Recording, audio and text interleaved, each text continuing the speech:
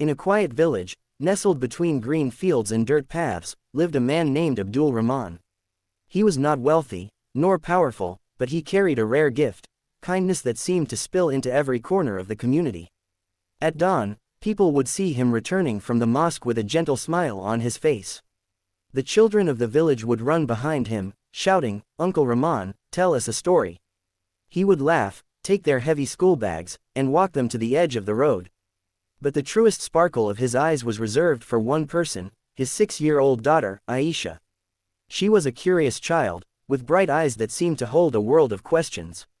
Every afternoon, when she came home from school, she would throw herself into her father's arms, and he would lift her high, saying, "Princess, what did you learn today?" And she would babble about alphabets, numbers, or a butterfly she chased, making both of them laugh until their stomachs hurt. Their bond was unshakable, until the day fate intervened. One morning, while working in the fields, Abdul Rahman felt a crushing weight in his chest.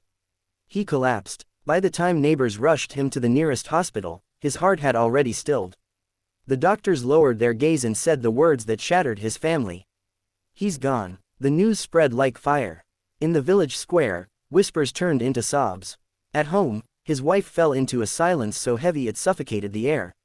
His son stood motionless, unable to process the reality. And little Aisha, she didn't understand. She kept asking, "When will Baba come home? He promised to play with me." Part 2. The funeral. The next morning, the courtyard of the house was filled with mourners. The air smelled of roses and incense. Quranic verses echoed, broken by the sound of women weeping. The men carefully washed the body, wrapping Abdul Rahman in a pure white shroud. His face, calm and serene, seemed to be merely asleep. When the coffin was brought into the courtyard, a hush fell.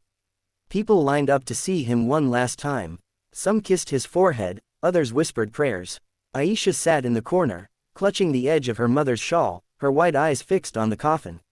She didn't fully understand why everyone was crying, why her Baba wasn't smiling at her. When the moment came for the final farewell, the mourners stepped back. And then, breaking the silence, a small, trembling voice cried, "Baba!" Everyone turned. Aisha had slipped free from her mother's grasp. Her tiny feet pounded across the courtyard. She pushed through the legs of men twice her size until she reached the coffin. Before anyone could stop her, she leaned over and wrapped her arms around her father's still body. The entire crowd froze. Her sobs pierced the air. "Wake up, Baba, don't leave me. Please, I'll be good. Just wake up." And then, something happened.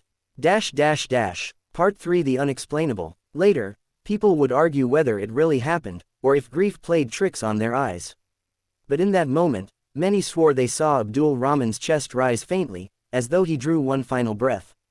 Others whispered that his lips curved into the softest smile. For Aisha, there was no doubt. She pressed her ear against his chest and felt a faint warmth, a ghost of a heartbeat, or maybe the echo of her own. Her tiny arms tightened around him. She whispered, "I knew you wouldn't leave me." Gasps spread through the crowd. Some fell to their knees, convinced they were witnessing a miracle. Others murmured anxiously, unsure whether what they saw was even possible. Her mother collapsed, torn between grief and shock. The Imam raised his hands and whispered, "Subhanallah, love itself is a miracle." When the men gently pulled Aisha away from the coffin, she resisted, screaming and kicking. "No." Baba hugged me back. "He's not gone." Part 4. Science and Faith. In the days that followed, the village buzzed with debate. A doctor explained, sometimes, after death, the muscles twitch or the lungs release air. What the girl felt could have been nothing more than that. But the villagers shook their heads. They had seen something more, something science could not cage. One elderly woman declared, that child's love called her father's soul back for a moment. Allah allowed him to comfort her one last time. Even the doctor fell silent at that. As for Aisha, no one could convince her otherwise. Whenever anyone said, "Your father is gone," she would answer with innocent certainty, "No, he hugged me. He's still here. I feel him." Part 5. Growing with the memory. Years passed. The seasons changed, but the memory of that day never faded. At school, when children teased her for not having a father, Aisha would lift her chin proudly. "My Baba is with me. He hugged me even when he was leaving. Can your father do that?" Her teachers noticed something different in her.